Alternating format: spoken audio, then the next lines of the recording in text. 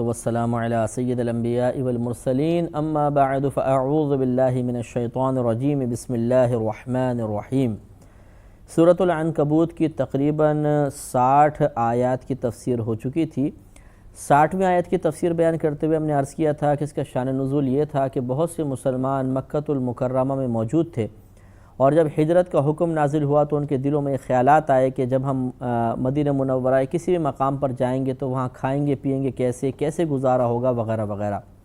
تو اللہ تبارک و تعالی نے ان کی تسلی کے لیے اس آیت کو نازل فرمایا اور ایک ایسی چیز کو بطور مثال ان کے سامنے رکھ دیا کہ جس پر غور و تفکر کرنے کے بعد ان کے اس قسم کے تمام شبہات ختم ہو گئے۔ لہذا ارشاد فرمایا وَكَأَيٍّ مِّن دَابَّةٍ لَا تَحْمِلُ رِزْقَهَا، اور کتنے ہی جانور ایسے ہیں، چلنے والے ایسے جانور ہیں کہ وہ اپنا رزق اٹھا کر نہیں رکھتے ہیں۔ اللہ یرزقها وإیاکم، اللہ تبارک و تعالیٰ انہیں بھی روزی دیتا ہے اور وہ تمہیں بھی روزی عطا فرمائے گا۔ وَهُوَ السَّمِيعُ الْعَلِيمُ، اور وہ اللہ تعالیٰ سننے والا جاننے والا ہے۔ سبحان اللہ، کتنے پیارے انداز میں اللہ نے سمجھایا کہ اپنے اطراف میں دیکھو، یہ تمہارے دل میں جو تشویش پیدا ہو رہی ہے، اشرف المخلوقات ہونے کے باوجود کہ تمہیں ذہن دیا، تمہیں ہاتھ پاؤں دیے ہیں، تم آسانی سے کسب کر سکتے ہو، چیزوں کا حاصل کر سکتے ہو، اس کے باوجود تشویش۔ ذرا ان جانوروں کو دیکھو جو کسب معاش کی صلاحیت نہیں رکھتے، جن کو عقل سے محروم رکھا گیا ہے، لیکن ہزارہ جانور تمہیں ایسے نظر آئیں گے کہ جو اپنا رزق اپنے ساتھ نہیں رکھتے، لیکن اللہ تعالیٰ روزانہ انہیں رزق عطا فرماتا ہے۔ جیسے کہ ترمذی کی روایت ہے، نبی کریم صلی اللہ علیہ وسلم نے ارشاد فرمایا کہ اگر تم اللہ تبارک و تعالیٰ پر ویسا بھروسہ کرو جیسا بھروسہ کرنے کا حق ہے تو اللہ تعالیٰ تمہیں بھی اسی طرح رزق عطا فرمائے گا جیسے ان پرندوں کو عطا فرماتا ہے جو صبح گھونسلے سے خالی پیٹ جاتے ہیں اور شام کو بھرے پیٹ واپس آتے ہیں۔ تو آپ دیکھیے کہ کبھی چڑیا کو دیکھیں جس نے کوئی دانہ وغیرہ بچا کر رکھا ہو اپنے گھونسلے میں، آپ کتے کو دیکھ لیجئے، آپ بلی وغیرہ کو دیکھ لیجئے، کھاتے ہیں اور پھر باقی بچ گیا تو چھوڑ جاتے ہیں، جمع کر کے نہیں رکھتے ہیں، لیکن اگلے دن پھر اللہ تعالیٰ ان کو عطا فرما رہا ہوتا ہے۔ تو اللہ تبارک و تعالیٰ ہی رزق تقسیم فرما رہا ہے، لہذا اشرف المخلوقات کو چاہیے کہ اس بارے میں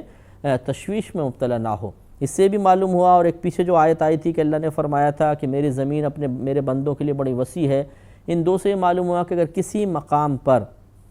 انسان کو دینی معاملات کی ادائیگی میں شدید دشواری اور رکاوٹ کا سامنا ہو، اور وہ یہ سمجھتا ہے کہ اگر میں یہاں سے ہجرت کر جاؤں گا تو آسانی کے ساتھ دین پر عمل کر سکوں گا، تو پھر اسے وہاں سے ہجرت بغیر کسی تشویش کے کرنی چاہیے۔ یہ نہیں سوچنا چاہیے کہ دوسرے مقام پہ جا کے کھاؤں گا پیوں گا کس طرح، اللہ تبارک و تعالیٰ ہی اس کا انتظام فرمائے گا۔ اب یہ دیکھیں آگے وہی بات کہ جو کفار مکہ تھے یہ اللہ تعالیٰ کے وجود کے منکر نہیں تھے، بلکہ یہ اللہ تبارک و تعالیٰ کے قرب کے متمنی بھی رہا کرتے تھے، لیکن اس قرب کو حاصل کرنے کے لیے ان کا جو طریقہ تھا وہ شرکیہ تھا، یعنی انہوں نے بتوں کی عبادت کو اس کا وسیلہ بنایا، اور ان کا گمان یہ تھا کہ جب ہم بتوں کی عبادت کریں گے یہ ہم سے خوش ہوں گے اور یہ ہمیں اللہ کے قریب کر دیں گے۔ لہٰذا اس پر دلیل کہ یہ اللہ کے وجود کو تسلیم کرتے تھے، اب یہ آگے آنے والی آیات ہیں کہ اللہ تعالیٰ نے ارشاد فرمایا وَلَئِن سَأَلْتَهُم مَّنْ خَلَقَ السَّمَاوَاتِ وَالْأَرْضَ وَسَخَّرَ الشَّمْسَ وَالْقَمَرَ، اور ضرور اے حبیب کریم صلی اللہ علیہ وسلم اگر آپ ان سے سوال کریں کہ کون ہے وہ جس نے پیدا کیا آسمانوں اور زمین کو اور اس نے مسخر کیا سورج اور چاند کو، لَيَقُولُنَّ اللَّهُ، تو یہ ضرور کہیں گے کہ اللہ نے، لَيَقُولُنَّ اللَّهُ، یہ اللہ تبارک و تعالیٰ نے لام تاکید بانون تاکید کے ساتھ اس کلمے کو بیان فرمایا۔ یہ وہاں پر لائی جاتی ہے جب اپنے کلام میں متکلم زور پیدا کرنا چاہے، اس کا ترجمہ ہوتا ہے ضرور، تو ضرور یہ لوگ کہیں گے کہ وہ اللہ ہے۔ فَأَنَّا يُؤْفَكُونَ، تو تم کہاں منہ پھیر کر اوندھے ہوں گر رہے ہو۔ تو گویا کہ جب اللہ نے فرمایا تم خود یہ اقرار کر رہے ہو کہ اللہ تبارک و تعالیٰ نے ہی تمہیں پیدا کیا، آسمانوں کو زمینوں کو پیدا کیا اور وہ چاند اور سورج کو مسخر کیے ہوئے ہیں، تو پھر اس ذات پاک کو چھوڑ کر بتوں کی طرف کیوں مائل ہو؟ تو یہ اقرار کرنے کے باوجود تم اس طرف مائل ہو، یہ بہت ہی بری بات ہے۔ آگے ارشاد فرمایا کہ اللہ یبسط الرزق لمن یشاء من عبادہ ویقدر لہ، اللہ تبارک و تعالیٰ کشادگی فرماتا ہے کشادہ فرماتا ہے رزق کو اپنے بندوں میں سے جس کے لیے چاہے، اور اپنے بندوں میں سے جس کے لیے چاہے اسے تنگ کر دیتا ہے۔ تو اس سے معلوم ہوا کہ روزی کی تنگی یا روزی کی کشادگی اللہ کی طرف سے ہوتی ہے۔ ابھی جو بیچارے بعض لوگ کہہ دیتے ہیں جی رزق میں بندش ہو گئی ہے، تو بندش کا مطلب اگر یہ لیا جائے کہ اللہ تبارک و تعالیٰ تو دینا چاہتا تھا، اللہ تبارک و تعالیٰ نے تو لوح محفوظ پہ اس بندے کے لیے رزق کی تقسیم رکھی تھی، لیکن انہوں نے جادو کر کے اس کو روک دیا، تو معاذ اللہ یہ کفر بھی ہو سکتا ہے۔ اس لیے کہ اس وقت ہم اقرار کر رہے ہیں کہ کسی شخص کے جادو نے، کسی کے تعویذ ٹونے نے، کسی کی دعا نے اللہ تعالیٰ کی تقسیم کو بدل دیا، اور معاذ اللہ یہ کفر ہے۔ اور اگر بندش کا یہ تصور ہو کہ اللہ تعالیٰ خود بعض اوقات بندوں کے رزق کو روک لیتا ہے، تو مثلا ایک شخص کے لیے فیصلہ فرمایا کہ 15 دن اس کو رزق نہیں ملے گا، اور اتفاقاً انہی 15 دنوں میں کسی نے اس شخص پر جادو کروایا کہ اس کو رزق نہ ملے، تو اب 15 دن تک اگر اس بندے کو رزق نہیں ملے گا تو اب جادوگر خوش ہوگا، اور وہ شخص جس نے کروایا وہ بھی خوش ہوگا کہ ہاں بھئی واقعی تم نے رزق روک دیا اس کی تو دکان ٹھپ ہو گئی۔ تو یہ دکان حقیقتاً کس نے ٹھپ کی ہے؟ کیا جادوگر نے؟ نہیں، بلکہ اللہ کا فیصلہ یہی تھا۔ تو بعض اوقات ایسا ہوتا ہے کہ کسی کی شیطانیت اور اللہ تبارک و تعالیٰ کی رضا، اس میں موافقت پیدا ہو جاتی ہے۔ جس وقت وہ اپنی شیطانیت کا اظہار چاہتا ہے، اللہ تبارک و تعالیٰ کا فیصلہ بھی اس بندے کے لیے یہی ہوتا ہے کہ اس کے اوپر تنگی آ جائے، تو وہ اپنے دل میں خوش ہوتے رہتے ہیں جادوگر وغیرہ، لیکن یہ حقیقتاً اللہ کی طرف سے ہوتا ہے۔ اب اگر یہ سوال پیدا ہو کہ اگر یہ اللہ کی طرف سے ہے تو جادوگر کی اور جادو کروانے والے کی گرفت کیوں ہے؟ وہ ان کی گرفت اس لیے ہے کہ انہوں نے ایک مسلمان کو نقصان پہنچانے کا ارادہ کیا ہے، اور مسلمان کو نقصان پہنچانے کا ارادہ کرنا حرام ہے، لہذا اس وجہ سے وہ گناہگار ہوتے رہیں گے۔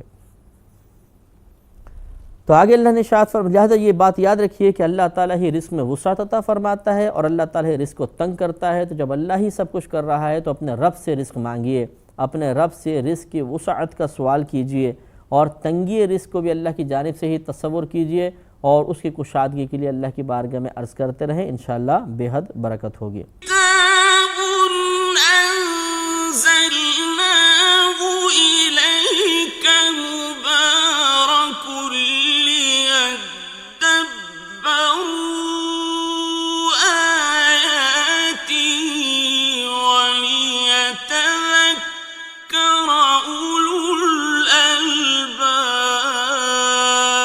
آگے ارشاد فرمایا کہ وَلَئِن سَأَلْتَهُم مَّن نَزَّلَ مِنَ السَّمَاءِ مَاءً، اور ضرور اگر آپ سوال کریں ان کفار سے کہ کون ہے وہ ذات جو نازل کرتی ہے آسمان سے پانی کو، فَأَحْيَا بِهِ الْأَرْضَ مِن بَعْدِ مَوْتِهَا، پھر وہ زندہ کرتی ہے اس پانی کے ذریعے اس زمین کو اس کے مر جانے کے بعد، یعنی خشک زمین کو کون زندہ کر دیتی ہے؟ کون سی ذات؟ لَيَقُولُنَّ اللَّهُ، تو یہ ضرور کہیں گے کہ اللہ زندہ کرتا ہے۔ تو معلوم یہ ہوا کہ ان کا یہ عقیدہ تھا کہ اللہ تبارک و تعالیٰ ہی آسمان سے پانی نازل فرماتا ہے، اللہ ہی زمین کو سیراب کرتا ہے، اللہ تعالیٰ اس سے پودے وغیرہ اگاتا ہے۔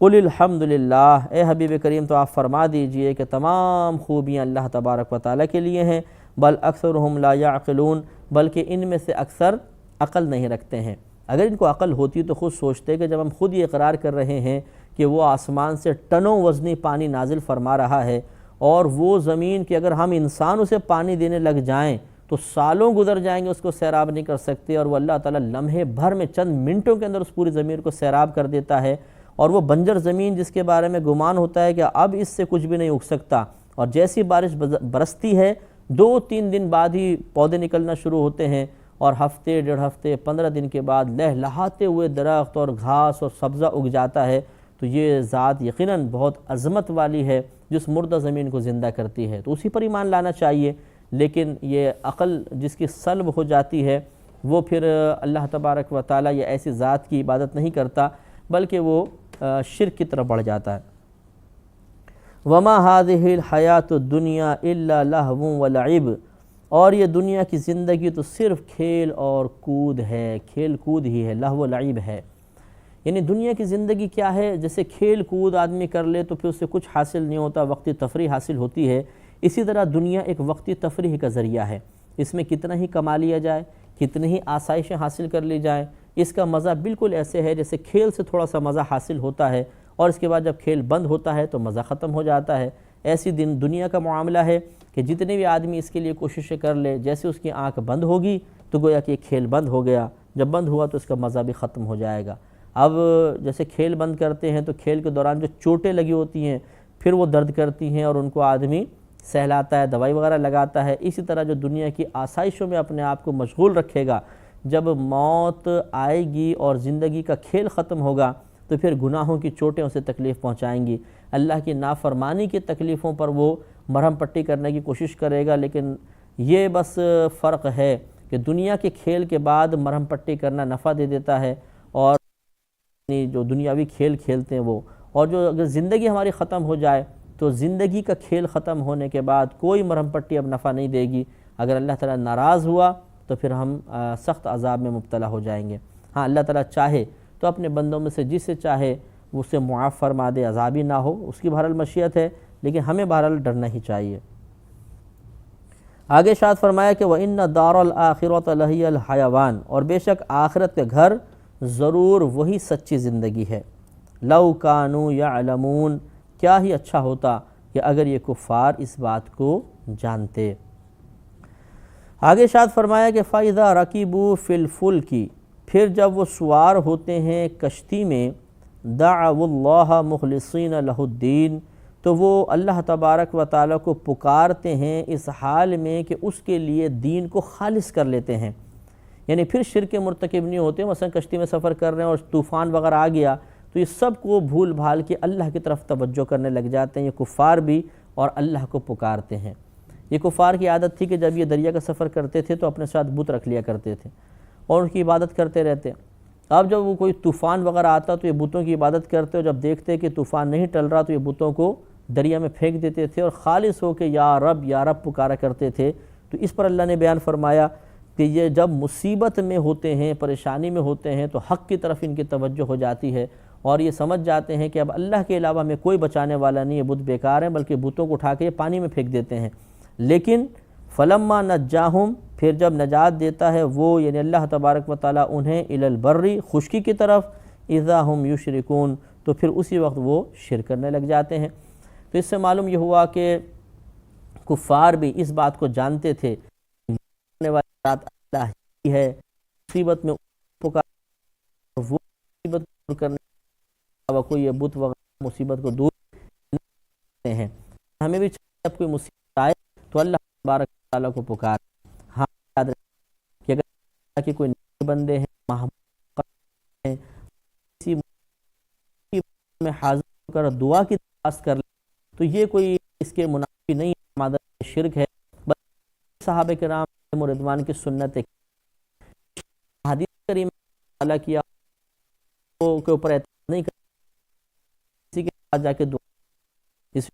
اور ہاں صحابہ کرام نبی صلی اللہ علیہ وسلم حاضر ہوئے ہیں، ختم ہو گیا، قحط ہوا تو آئے ہیں۔ اس طرح اور مصیبتوں میں، بیماری وغیرہ کے معاملے میں بھی ثابت ہے کہ وہ آپ کی خدمت میں آئے، نبی کریم نے ان کے لیے دعا کی اور اللہ نے ان کو شفا عطا فرمائی، کھانا عطا فرمایا، پانی عطا فرمایا۔ لہذا اللہ کے محبوب بندوں کی بارگاہ میں آ کے دعا کروانا اور اس کے ذریعے مصیبت کو ٹالنے کی کوشش کرنا، اس عقیدے کے ساتھ کہ ان کا کام صرف دعا کرنا ہے، مصیبت دینے والی ذات بھی اللہ تعالیٰ کی ہے بطور آزمائش، اور اس کو دور کرنے والی ذات بھی اللہ تبارک و تعالیٰ کی ہے، تو اس میں کوئی شرک کا شائبہ تک نہیں ہے، کیونکہ یہ صحابہ کرام کی سنت ہے۔ تو فرمایا کہ فلما نجاہم، پھر جب ہم نجات دے دیتے ہیں انہیں الی البر، خشکی کی طرف، اذا ہم یشرکون، تو اسی وقت وہ شرک کرنے لگتے ہیں۔ کیوں؟ لیکفروا بما آتیناہم، تاکہ وہ انکار کر دیں اس کا جو ہم نے انہیں عطا کیا۔ تو اس طرح وہ شرک کرتے ہیں اور ان باتوں کا انکار کر دیتے ہیں جو نعمت اللہ نے ان کو عطا فرمائی، وَلِيَتَمَتَّعُوا، اور تاکہ وہ تھوڑا سا نفع حاصل کر لیں، یعنی وہ اللہ کو بھول جاتے ہیں اور پھر وہ نفعوں کی طرف بڑھ جاتے ہیں اور شرک کا ارتکاب کرنے لگتے ہیں۔ فَسَوْفَ يَعْلَمُونَ، تو ان قریب وہ جان جائیں گے، انہیں معلوم ہو جائے گا کہ ان کے اس کام کا، اس شرک کو اختیار کرنے کا کیا بدلہ ہے۔ اولم یروا انا جعلنا حرما آمنا، کیا انہوں نے نہ دیکھا کہ بے شک ہم نے حرم کو امن والا بنا دیا، یعنی حرم پاک کے اندر اللہ تبارک و تعالی نے بڑی کرم نوازی فرمائی کہ لوگ امن سے رہتے ہیں، وہاں پر کوئی حملہ نہیں کرتا، اس کے احترام کی وجہ سے، ادب کی وجہ سے، تو یہ اللہ نے ان کو احسان یاد دلایا اپنا ایک، کہ کیا انہوں نے نہ دیکھا کہ اللہ تبارک و تعالیٰ نے حرم کو اتنا محترم رکھا، اور روئے زمین پہ ہزارہ مقامات ہیں جہاں حملے ہوتے ہیں، جنگیں ہوتی ہیں، لیکن تمہارے اس مقام کو محفوظ رکھا۔ یہ تمہارا کمال نہیں بلکہ یہ اللہ تبارک و تعالیٰ کا فضل ہے۔ وَيُتَخَطَّفُ النَّاسُ مِنْ حَوْلِهِمْ، اور اس حرم کے ارد گرد سے اگر تم دیکھو تو لوگوں کو اچک لیا جاتا ہے، یعنی اطراف میں حملے ہو رہے ہیں، اطراف میں لوگوں سے مال چھینے جا رہے ہیں، انہیں قتل کیا جا رہا ہے، جنگیں ہو رہی ہیں، لیکن حرم کو اللہ نے محفوظ فرمایا، اس میں نہیں ہو رہی، تو یہ بھی ایک اللہ تعالیٰ کا احسان ہے، اس کو ماننا چاہیے۔ أَفَبِالْبَاطِلِ يُؤْمِنُونَ وَبِنِعْمَةِ اللَّهِ يَكْفُرُونَ، تو کیا باطل پر ایمان رکھتے ہو اور اللہ تبارک و تعالیٰ کی نعمت کا انکار کرتے ہو؟ تو یعنی جب یہ اتنی باتیں اللہ نے بیان فرمائی، ان پہ غور و تفکر کرو کہ اللہ نے تمہیں پانی عطا فرمایا، اس سے زمین کو زندہ فرمایا، آسمان سورج اور چاند کو مسخر کیا، زمین و آسمان کو تمہارے لیے بنایا،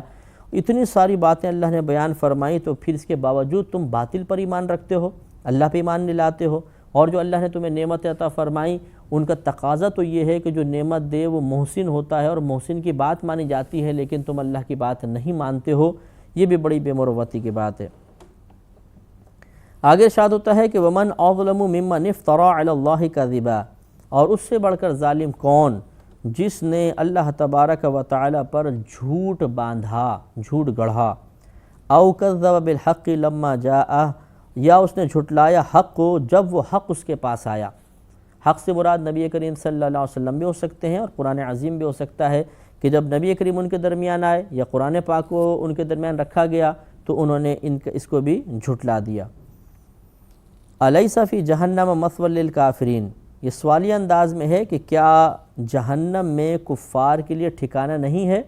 یعنی یقیناً ہے، تو ان کو سمجھنا چاہیے، اور اللہ تبارک و تعالیٰ کی کتاب اور رسول کریم صلی اللہ علیہ وسلم کی رسالت کا انکار نہیں کرنا چاہیے۔